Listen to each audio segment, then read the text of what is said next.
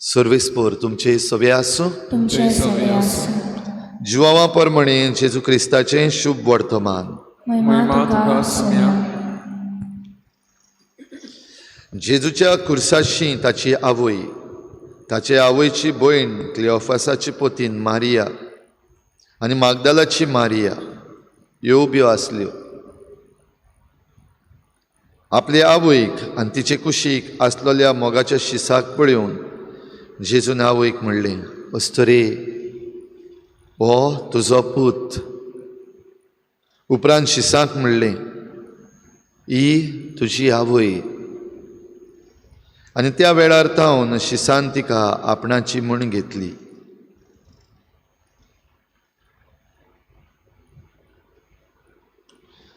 जेजू क्रिस्ताचें शुभ वर्तमान हे. वाखाणी तुका क्रिस्ता.